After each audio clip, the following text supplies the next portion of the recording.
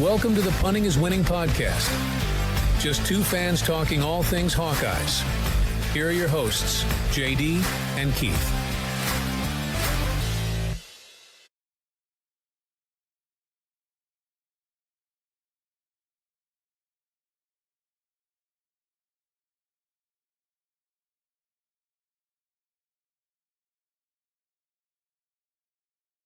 Back, Hawkeye fans, to Punting is Winning, the All Iowa podcast. We are your hosts, JD and Keith. Welcome back to another week of Hawkeye sports, the Hawkeye athletics.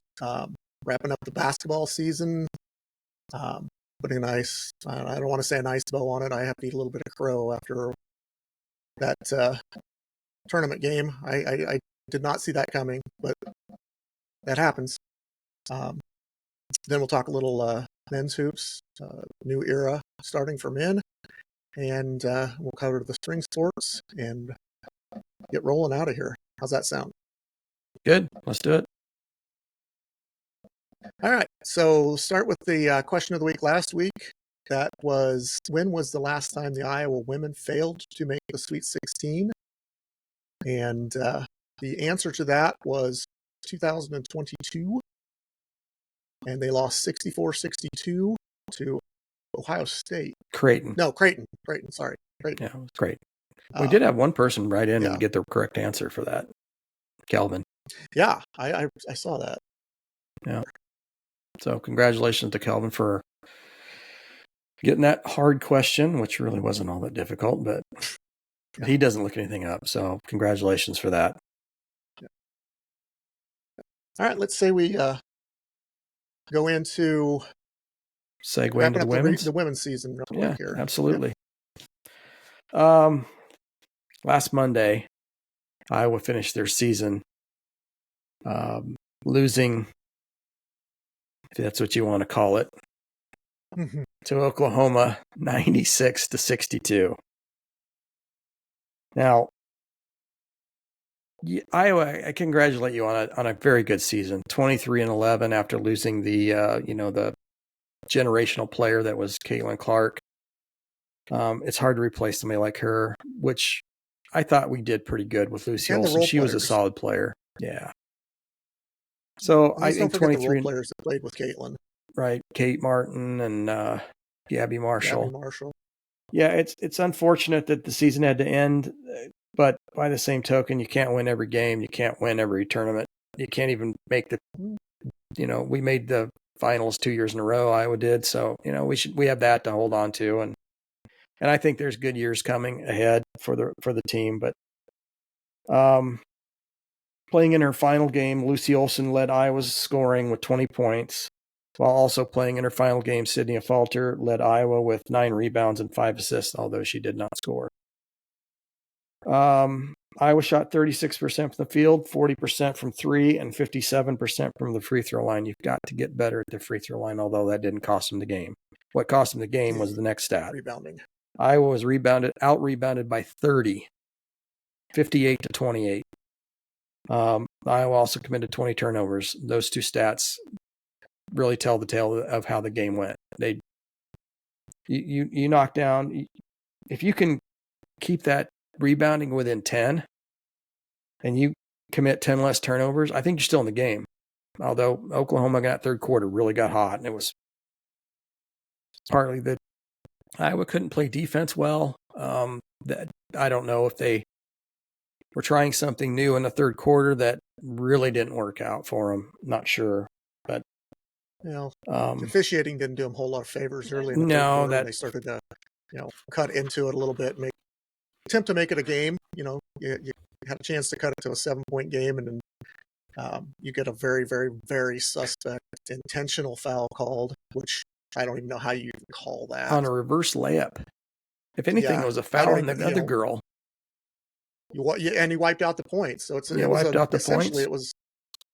They got 2 free throws. They get the ball. They hit a 3. That's a 7-point swing right there. You go instead of being down 7, you're down 14. Yeah, I don't know.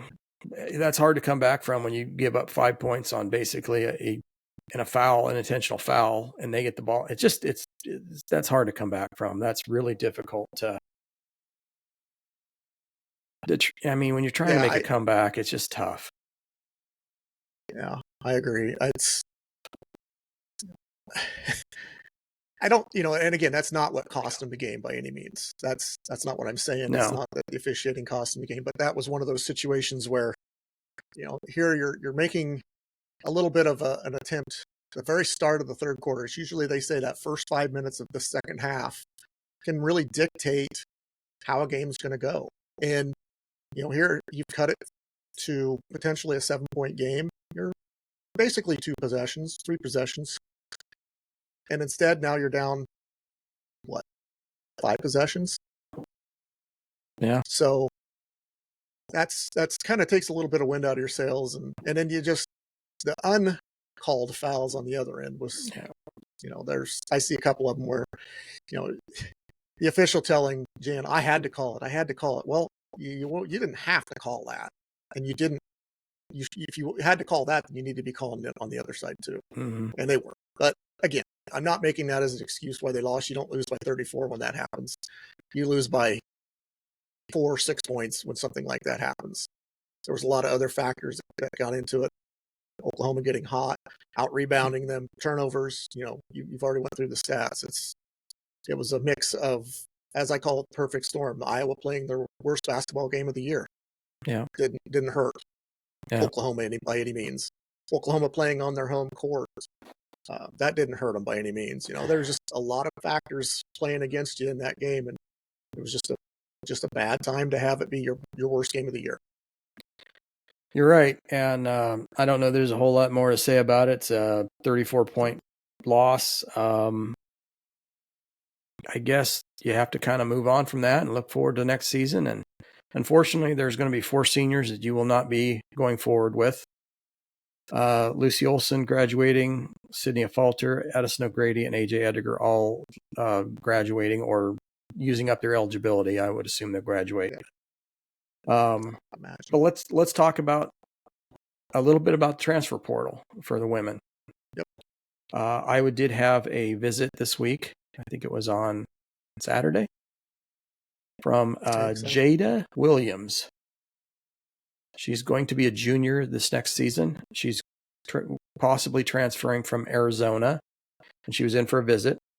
Jada averaged 12.7 points a game, 3.5 rebounds, 2.9 assists, and 1.6 steals per game for Arizona. She shot 37.1% from the field and 29.2% from 3. She has not made an announcement yet, so I think she's got other places that she wants to visit before she makes up her mind. But that and what you just told me that I didn't know about was Aaliyah Guyton hitting the transfer portal. So it sounds to me like Iowa maybe knew that she was going to transfer. So they were looking for, because I said to you the other day, I said, why are we looking at another guard? We've got like 6 of them. And now I know why, because they knew Aaliyah was going to hit the transfer portal. So Aaliyah Guyton, of course, could come back. But probably looking at moving east. How's that? Yeah. Not going to say exactly because I don't know. I'm not in her Facebook friends group or anything like that, so I wouldn't know. Well, it would make sense to move to Indiana. That's where her dad played, and that just is a logical landing spot for her, I'm assuming. Kind of makes me wonder, though, if Indiana passed on you because of your knee injury, why would you want to go back to them the next time after your knee's healed? But that's because now she's a proven commodity. Right. Well, loyalty means nothing anymore these days. I just don't see it. It's all about the almighty dollar, and if they can get it, go for it. Yeah. Unfortunately. So other than that, I didn't know anything else about transfers in. I know that there's some transfers in the Big Ten that I would like to see. That Sarah Williams out of Wisconsin that lit Iowa up. She averaged like 19.9 points a game. And I know she scored more than that against Iowa both games, although she was on a very average or below average team. So if she could, and she's a 6'4" forward, I'd like to see her come in. Wisconsin got a new coach, so the whole team could transfer then. Who knows? Yeah, but she may stick it out. I hadn't heard anything about her going into the transfer portal at this point. So, well, she is, yeah. I did look her up, and Okay. she is. Sarah Williams is absolutely in the transfer portal. But she's getting some pretty high major looks. Yeah. So she's going to get some dollars. Yeah. Yeah. She's getting looked at by the Kentuckys and the Louisvilles and the higher, like the LSUs of the world, the NC States, that kind of thing, that they're pretty good. The Dukes and that. Yeah. But, if Jan can make some magic with her and get her to come in for, just because she's staying closer to home, although I think she's from New Jersey or New York. That's actually going to be a kind of a detraction for her. If she wants to go home, she's probably going to want to play for Syracuse or somebody along the East Coast anyway. Maybe she's looking at South Carolina. I don't know. Who knows where she'll end up. No, she's a good enough player. I think she could play at Iowa. Yeah, I haven't heard anything more about anybody visit-wise or anything like that. You've got to replace the production of Sydney Falter on the boards, so you need somebody that can rebound. Yeah.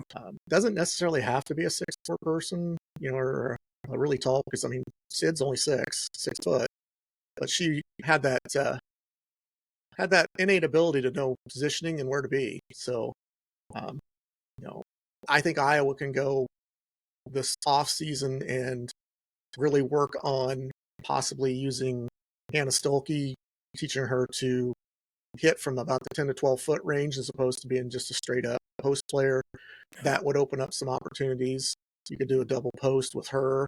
If she gets doubled, you kick it over to Ava Hayden, who's open, or you kick it out to a shooter. You're going to have probably Taylor McCabe out there on the wing. You're going to have Stremlow. Addie Deal's probably going to figure into it a lot more now than excited to maybe see her. she was going to at the point, or at the beginning of next year. But we'll see. I think a 3-guard, 2-forward lineup is pretty standard, and there might even be times where you have if she's as advertised, maybe you got Ava Hayden and Layla Hayes in there at the same time. I just think there's a lot of opportunity for somebody that's a post player, either a 4 or a 5, that can sit and probably take the 5 to 7 foot jumper. And if they can hit them consistently, I think you could live on that all day. And then when they start biting on that, then you can drive around them and score off the backboard, just do post things. But there's always going to be openings. If you're a good post player and you are really good around the basket, if you can pivot out of that and take a 5 to 7 foot shot and make it on a consistent basis, that just opens things up for the offense. They're going to start sagging. They're going to leave McCabe. They're going to leave everybody that shoots 3-pointer. Kylie Fearbach's coming back. We did know that this week. That's another thing, a little set of news that we didn't know until this week. So, you can kick it out if they start dropping people in low. There's a lot of opportunity for that. And I just don't think it's being taught to the kids anymore. Addie O'Grady was actually pretty good at that. She can hit that even further out. She can hit the 10 to 12 foot jumper fairly consistently. I think you could get somebody in there that can hit the 5 to 7, spin out of it, take the little short jumper, the little raindrop type of deal. I think there's a lot of opportunity right there. I would agree. I think the biggest thing is replacing the production you got out of Sid Falter. That is going to be that's probably going to be the hardest thing to do. Yeah. You kind of need somebody that's more of a combo guard, that's got a little bit of size to him, 6 foot, 6'1", that can slide into that traditional small forward position, but more of a small forward wing that can hit from the outside, but can still step inside and be your rebounding force. Right. That's going to be the hardest thing to find. And if they can find that, if they can find somebody in the portal for that, plus getting another point guard to bring in to help out, I think they'll be in good shape. It'd be nice to get that and then have some good off-season production from Hannah and from Ava, and then get some early season production out of Layla Hayes even. And I think your down low post presence is pretty good. You got Jan Jensen working the post, so I'm fully confident in that. I don't have any issues with those players getting better or developing. It's the guard area that I'm more concerned with, because we're pretty thin there on, especially on ball handlers. And we saw how Iowa handled the press this year. Not Without well. a good ball handler, that's going to be even uglier next year. Yeah. So, I think that's something that Jan needs to address in the offseason is learning press how break. to get how to break the press and also how to run inbounds plays. Those are the two, to me, obvious weaknesses. Deficiencies. Yeah. Yes. So and valuing the basketball. yes, too many turnovers. My goodness, too many turnovers. You could handle that when you had Caitlin Clark there, who could score 30 points a game. Yeah, she could make up for that stuff. You can't have that. You can't do that without her there. But, not at all. Well, speaking of roster turnovers, let's go to the one that really doesn't have much of a roster right now. Yeah. Iowa introduced their new head coach last Monday, one day after our podcast. But we kind of thought at the time, but we didn't want to say it because we didn't want to stick our neck too far out. But it kind of sounded like through the rumor mill that it was going to be Ben McCollum. But I didn't want to say anything because I didn't want to be too early and then make it look like I knew ahead of time, or because I don't. But yeah, who is left on the team that didn't either decommit or hit the transfer portal? You've just got Sadie Traore, yeah, and Carter Kingsbury, and then Isaiah Johnson Marigu. Yeah, but he was a midseason transfer, so I guess he still could have hit the transfer portal. Roster. Yeah, he could have hit the transfer portal again. Anybody that's on the roster could be in the portal if they wanted when a coach change happens for 30 days. Right. And, there's no limit on number of transfers. So he just transferred in because due to a coaching change. Mm-hmm. He could transfer out due to a coaching change too. That poor kid, that would be. Yeah. That would suck. Yeah, that would not be good. He's sticking it out. Yeah. And maybe he's excited about Ben McCollum, the new coach's scheme and how he wants the kids to play and to accentuate their positives and work on their weaknesses. And it was nice to see Cooper Koch come back and withdraw his name from the transfer portal. That's kind of a good start. I'd like to see Ben work some magic on Price, because I think Price is kind of a 50-50 right now. I think he's looking at Nebraska as the only other option, Iowa, Nebraska. So he's kind of a 50-50 at this point. I kind of hope that Ben sits him down and talks to him and gives him his vision for what Iowa program going forward looks like, and maybe he can win him over. Josh Dix, I would love to see him talk to him. I just have a strange feeling that Iowa's not going to be able to compete to get Josh Dix retain him. I just don't think I think the kind of money he's looking at, I know Kansas is looking at him really, really hard. And I know for basketball, they've got basically unlimited. They're going to be able to put whatever he wants into his pocket. So, and I heard he's also taking a visit to Indiana this week. Oh, don't go to Indiana. Go out of. If you're not going to stick with Iowa, go to Kansas. I don't care. Yeah, just go to Kansas. I don't want to see you again in the conference. That's just me. I don't know, but if he can get those two guys to come back, I think you're in good shape when you've got transfer in Bennett Sturtz, the NBC Player of the Year. You're looking at a decent roster. You need to get somebody big, though. You need to get a big guy. You need to get somebody that's at center.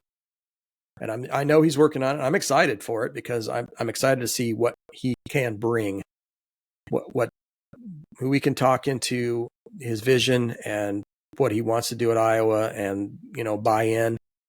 It's going to be interesting to see and exciting to see who he gets. Yeah, I did see that Connor Enright is in today, I believe, for a visit. I believe it is today. And it's encouraging because being on Twitter, I'll always call it Twitter. I'll never call it X.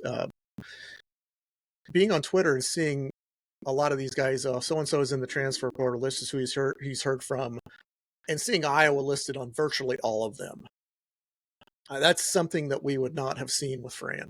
No, because I don't, I know, no offense to Fran, and congratulations to him for getting the job at Penn, back to his alma mater. Good job for that. I'm happy for him.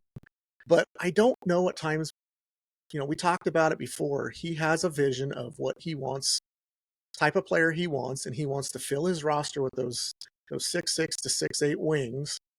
And you know, you can't do that and be successful. He's proven that because, yeah, Iowa had some nice seasons where they had some wins, but think about the times when they actually had, like when they won the Big Ten championship, the conference tournament. You still had, you had a 6'9" Keegan Murray in there who was, he could step out and hit, but he was more of a post player at the time. Now in the NBA, he is strictly a wing, but that's fine. That's whatever they want to do with him there. But, they didn't stick him out on the wing. He could stand out and hit the three. You had Jordan Bohannon who could hit the three. You had Peyton Sanford who could hit the three. Even Luka Garza could hit the three. You had Luka Garza who was a post player. You had Joe Wieskamp in there, the year before. So you just needed somebody that could really solidify the post. And, it's great to have 5 guys that can step out beyond the 3-point line and shoot and be a factor out there. But if you're predicating your offense solely on shooting 3-pointers, that's what a mid-major does to stay in a game. That's what a mid-major does to compete against the major teams who are taller occasionally. Not on a consistent basis, but occasionally. Because, those guys get hot from 3. You can beat anybody. Sure. But when they're not, you're not beating anybody. If you don't have a post presence and a rebounding presence, you might as well say, well, we're not hitting shots today. We'll just cash this one in and go home. Not even worry about playing the rest of the game because 9 times out of 10, you're not going to compete. So, but one thing that was I did the roster want to makeup we had.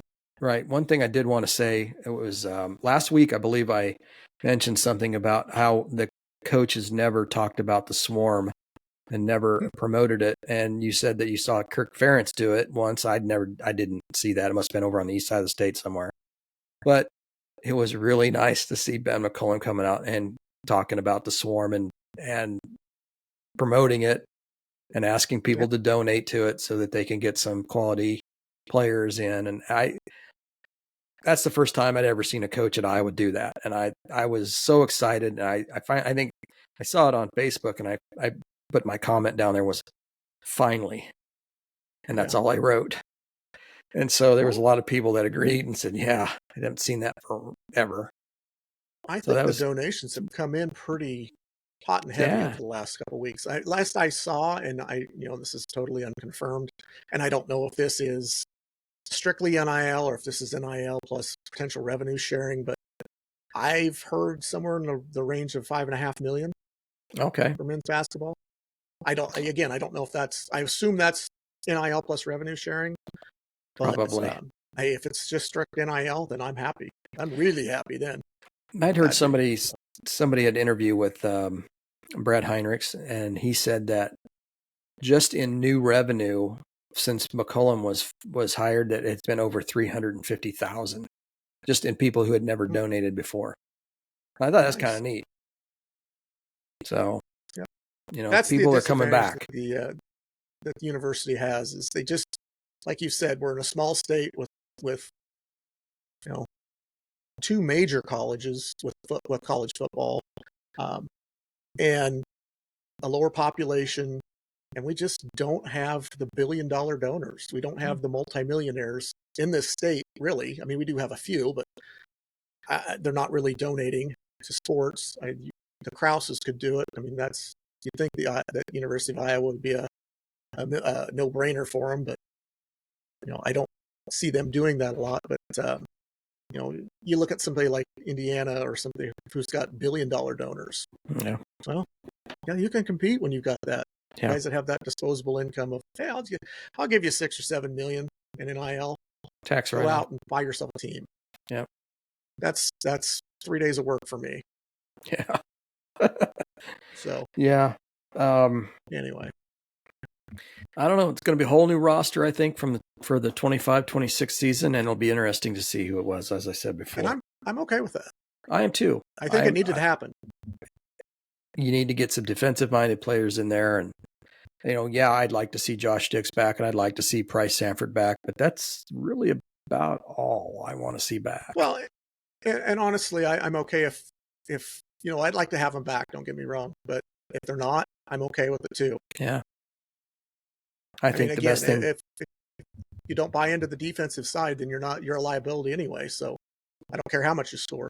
Yeah, I don't think that Dembele was really a quality Big Ten player. He might be a decent mid-major player, but I don't think he was really ready for the conference at this high level. I don't think he was ready for that. And I mean, he had some okay games. He was never going to be the elite scorer. I don't think he was even going to be the elite scorer in his junior and senior seasons either. No. So we need to kind of, I'm sure he's a great kid. I feel for him. I know, he played for Fran and he got the minutes and the starts that he probably wanted. And I don't think he's getting the education. Yeah, I mean, he's getting a free education, probably getting a little NIL money, but I wouldn't say a lot probably. But, good luck wherever you find yourself, Logi. And I did see that. Succeed. I think it was Diakite. Yeah, he went into the transfer portal, said that he has the option to come back still. Oh, well, it was it was Chris Taggio. It was Chris Taggio that said that. Yeah. I like him because he was just a freshman, and I think there's a lot of growth and a lot of ability that hasn't been taken advantage of yet. I think it's still coming out in him as he grows and it learns the system on a high major level. So I think there's some strengths in him that haven't been tapped yet. Well, and I, again, not to be critical of the last staff, but I think there's a lot of guys that were more developmental players that were on that team that didn't develop because I don't think they were really worked with properly. And I think there's some talent there that, guys like, like people talked about Seydou Traoré. Oh, well, he's not the best shooter and he tends to turn the ball over. Well, get somebody in there that's got a little bit better mind to teach him things, and maybe, he's got the athleticism. And I think that's the same thing with like Chris Taggio as well. Teach him to do one thing and one thing really well. And maybe that's rebounding. I mean, look at Reggie Evans made a career of it in the NBA. Not that Reggie Evans couldn't score, but the fact that, if you can do one thing and you can do it elite, you can play. Absolutely. No question about it. Defend at an elite level or rebound at an elite level. There's a spot for you. Yeah. So work with them. And that's what I think that was missing from the last regime that was in there, was just that extra time developing those guys. I think you spent more time with the guys that were more of the, hey, these are my stars of the team I'm going to spend and not so much with the Midland guys, so to speak. Yeah. But we'll see.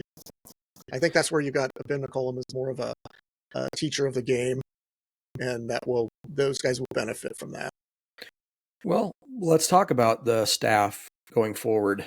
I don't know that much about who he's bringing in. Somebody said Josh Sash, who used to coach at Indian Hills before Drake. He had 1 year at Indian Hills. And, that's a pretty elite program from a junior college level. Absolutely. And I think that'll help. Name. But also I've heard a little bit there's rumblings about Matt Gayton still being retained and staying on the staff. Although nothing's official with that yet. Well, there's rumblings that he may stay, or he may be asked to stay. I think he wants to stay. Oh, I would say he probably does too. I don't know. Other than that, I don't know. If he's even put together it's supposed to be this week that he'll announce the staff. I saw something on Twitter yesterday or this morning that it should be in the next day or two. Okay. Well, my assumption is I think with that there'll probably be some speculation on my part only. I don't have any inside information whatsoever, but I think we'll hear a little bit on some of the transfers from Drake, whether they're going to commit to Iowa or not. I'm on the fence because I don't think you can make a case for loading your roster with all the Drake transfers. You need more than that. In the Big Ten, you could probably, you can get away with it in the Missouri Valley, which, not disparaging the Missouri Valley in any way. It's a quality conference, but it's not to the level of the Big Ten. So would those guys have won 30 games in the Big Ten? Absolutely not. Could they have won 20? I'm sure they could have. But Probably. if you want to continue to trend upward, you're going to have to get some of those guys plus some other higher talent. And again, not taking anything away from those guys at Drake. Some of them are young and developing still, and he's getting the most out of them. You look at Bennett Sturtz, one of the best players in the country, and he came from a D2 school. So yeah. I'm not saying that that's not possible. I don't think you can fill your roster with just transfer some Drake and say, oh, we're good. You're going to have to get more. And I think sometimes, too, you need to look at your high school inbound. You had three elite high school, maybe 4 elite high school kids that were going to come in. I know Josh Lewis, I think, was one of them. And what was it? Briscoe. There was a couple others. And all 4 of those have decommitted, I guess you could say. Yeah. So I don't know. Maybe he can reach out to those guys, and if he wants to, that's up to him, I guess. But yeah, reach out and see if there's a level of interest still, or if that's just because it's the thing to do is to decommit because of a new coach. You committed to one, but he's not there. The thing to do is decommit, and then you open everything up to see what's available before maybe you may be getting recruited again. Yeah. Yeah. You can burn the bridge that you already have. Because, you decommitting or going into the transfer portal or whatever, once you're in, they do not have to take you back. Right. And if, you go out and you look and the grass isn't greener on the other side of the fence, and you come back and say, well, I'd really like to play here, coach. And the coach is like, I just don't see you fitting in with us. Right. They're out looking for the Lorises and the Luthers of the world. Or the Emporia states or the Northwest Missouri states of the world. Penn. Yeah. You're looking at a lower level at that point. Maybe you can dominate that league and you can come back the next year. Yeah. I don't know. It's going to be interesting to see. I'm excited. Yep. Me too. I haven't thought this much about basketball for a while. I'm looking forward to basketball, and it's going to be a while. Yeah, absolutely. Well, let's shift our gears to the spring sports. Yeah, let's do that. I'll talk about Iowa baseball first. This week they went 3-1. They lost the Tuesday night game at Illinois State, 10-8, and I believe they were down at one point 10-0. 10-0. Yeah. So they made a comeback. I think it's kind of Rick's. He takes that opportunity to rest some starters, and he puts in some other guys because out of conference at this point. I mean, yeah, you want to win them, but by the same token, let's get some guys in there that don't play a lot. Yeah. Let them play and save our arms. Save the pitchers. Put some pitchers that don't pitch a lot. Put them in. Let them pitch some, and see who's developing and who isn't. That's a good opportunity for that. So, yeah, losing 10-8, I don't think it's that big a deal. Really, in fact, I wouldn't even worry about it. Not at all. But when you want to go in, you want to win your games. You want to win them in conference because you want to win the conference and also the tournament. But if you win the conference, that's good too. So Iowa traveled to Minnesota this last weekend, and I think due to weather, it was supposed to be a Friday, Saturday, Sunday. Ended up being a Thursday and then a Friday doubleheader. I think the weekend weather was not supposed to be conducive to good baseball. So in that 3-game set, Iowa won the first game on Thursday, 16-7. So they brought their bats. Friday, the first game, which would be the first game of a doubleheader on Friday, to be the second game. They won 13-0. And on Friday was the nail biter. Friday, game 3, or the second game of a doubleheader. They won 7-6. So Iowa plays away games this week against Bradley, at Bradley, of course. Then Friday, Saturday, and Sunday, they have a 3-game set at Northwestern. Right now, Iowa stands 17-9 on the season and 10-2 in the conference, and they are tied for first place with UCLA. They both have 10-2 records. I'd like to see the weekend coming up. Yesterday, I thought Iowa had a half game, but UCLA must have won. UCLA, yeah, they did. They're both 10-2. I just looked at the standings a little bit ago. So that's a good start. I think they really are hitting the ball well. Do they play UCLA? At some point this season, I would think they would have to, but I don't know that. I saw USC on the schedule in Washington and Oregon, but I don't remember seeing UCLA. Well, that would be a travesty to have the two top teams not actually play each other. Yeah. But sometimes the schedule's made up years in advance, and you just have to go with what you have. And although I think with UCLA, it was probably just made up last year because they were in the conference until last year. But, yeah, I'm excited for the team. I think they're throwing the ball, pitching the ball well.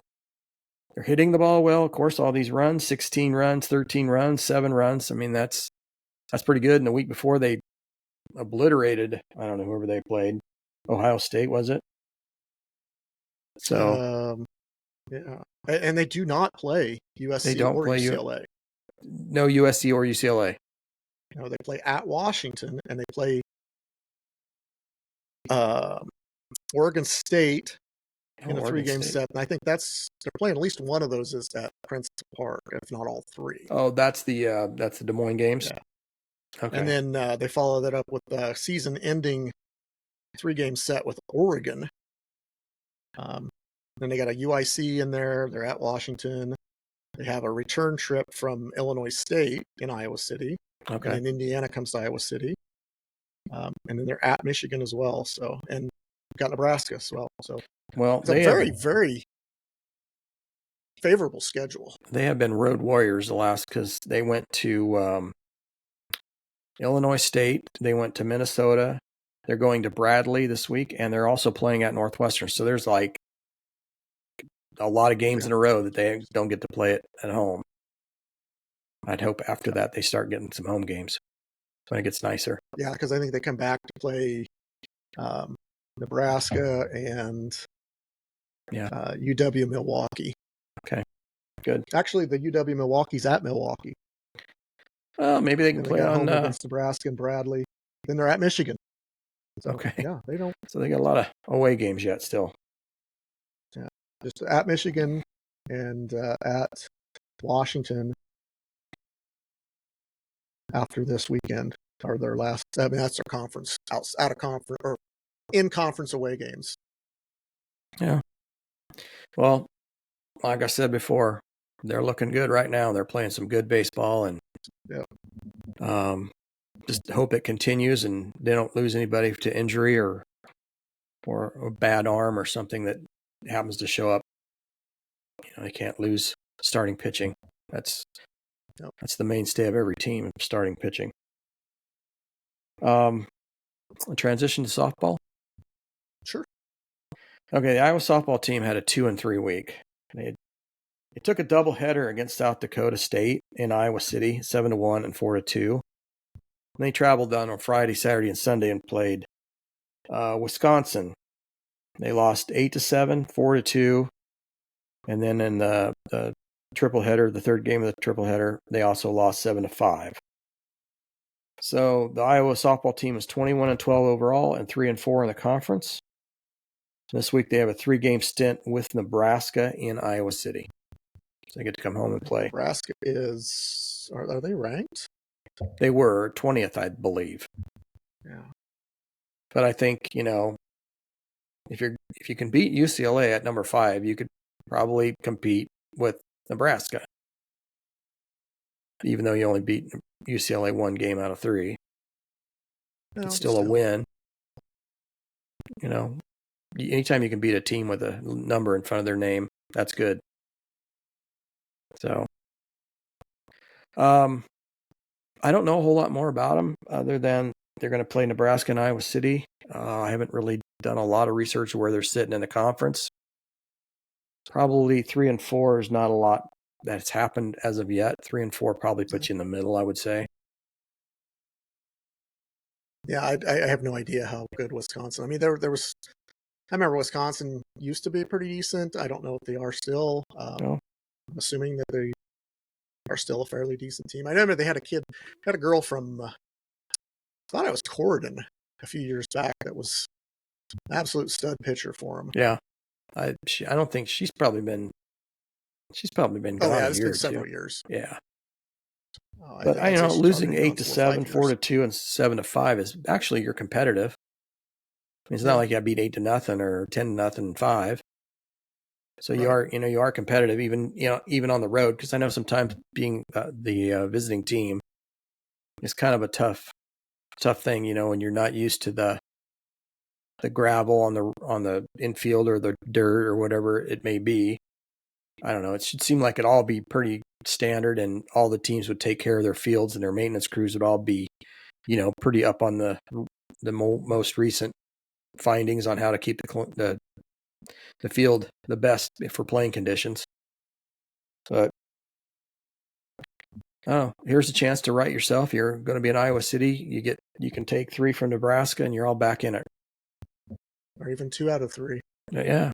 Just get yourself to 500, and then maybe later in the season, start playing some of the lower teams in the league. You can start picking up wins and move yourself up. And the next thing you know, you got a high seed in the conference tournament, and you can make some noise then.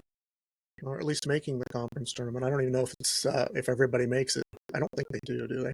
I don't know. I I'll know have to look on the that. baseball they don't. I think they only take, is it 8 or 9? 8? I think it's 8. Yeah, Top I think 8. they only take 8. So you have to be in the top 8 to be in the tournament, which is fine now that they've got 18 teams. I think they should move it to 12, but they actually only have 17 because Wisconsin does not have a team. Okay, 17. Wisconsin, you're right, does not have a team. I think everybody else does. Just Wisconsin doesn't. Yeah. So anything else you want to talk about? Just a couple of football notes. Football spring practice started on Wednesday. Yep. Press conference. Sounds like Gronowski is out there throwing. I saw some pictures of him in uniform pads. They're trying to keep him from being touched. But it looks like maybe started throwing a little bit. John Nestor has gone into the transfer portal, and it seems to me that he might have made a decision, might be going to Central Michigan. It's unfortunate. I thought he had a chance to really play quite a bit. Well, I thought so too, and I wonder if it's a situation where it kind of sees that maybe these newer guys are better than he is. I always heard this. I hope so. The writing was that John Nestor was kind of Cooper DeJean light. That may not be the case. Yeah. So we'll see.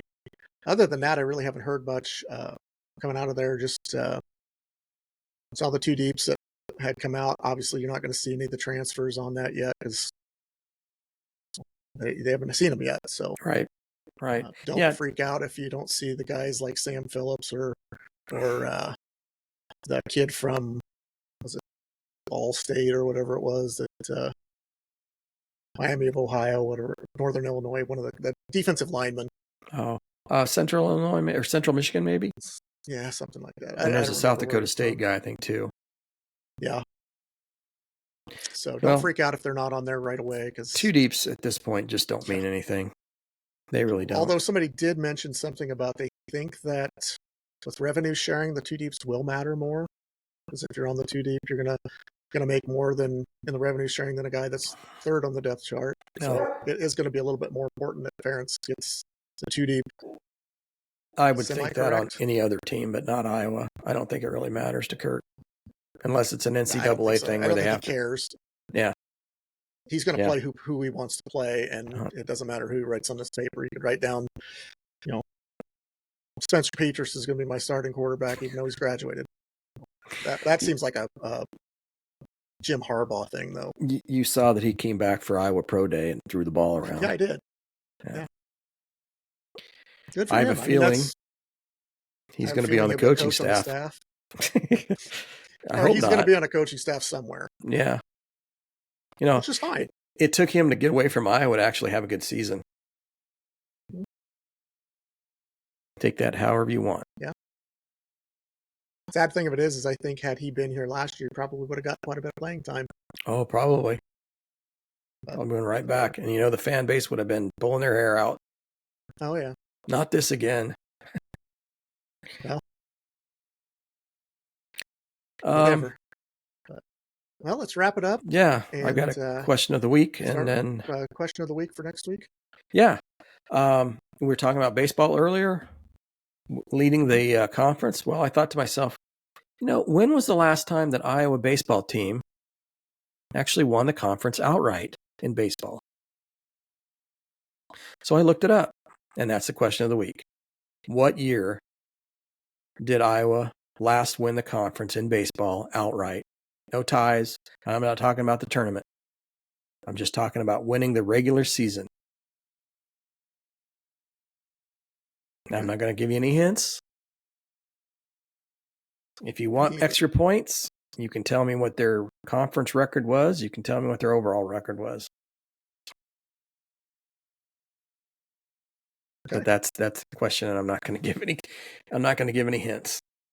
No, this is going to be for the baseball enthusiasts, the baseball loyalists, the ones that. This will be if you get this without looking it up, then oh, yeah. You are a true fan. You are absolutely a baseball fanatic. Yep. All right. Well, let's wrap it up on that. As always, you like the content, like and subscribe. Give us a thumbs up. It doesn't cost you anything to subscribe. We did pick up a couple of subscribers this last week, which is great. Catch us on Facebook, Twitter, Spotify, TikTok, YouTube. Obviously, you're watching it on YouTube. We'll have YouTube shorts, all sorts of stuff. And don't forget the merch store. Any of the proceeds from the merchandise that we sell will go directly to the Swarm. At this point, probably the men's basketball, just because they need it to get the roster built. But we can definitely change up on that in the future. But got to get some funds coming in here, and we can start to get monetizing by getting more subscribers and YouTube allowing us to monetize based on that. Then we'll just everything we have will be donated to the Swarm, to helping retain players or get players. Might not be a whole lot of money, but every little bit helps. We need your help, guys. We need you to share the video. We need you to tell your friends about it. Just any little bit helps. Even if you don't like the content and you don't like us, share it anyway. Yeah, somebody might. Tell your friends how stupid these guys are, and maybe they can laugh at us. I don't care. As long as they subscribe, I don't care if you laugh at me all day long. Another thing, this beard's coming off this week, probably tomorrow afternoon. So if you like the beard, comment. If you don't like the beard, say, thank God it's going away. I have no comments. Well, you got a beard, just not long like this one. But you shave, or you keep it short. Yeah, I'm just going to shave mine off. I'm going to leave the goatee part, but the rest of it, you can go. I haven't not had a beard since probably 2012. Well, I shave mine off every spring. Or it stays. Sometimes I look like I'm a 12-year-old kid. I do. Yeah. So, with that said, this beard will always be here. So, one thing you count on. Yeah, that's the constant in the world. Death, taxes, and I'll have a beard. All right. Let's round it up with the Go Hawks and get out of here for the day. Go Hawks. Go Hawks.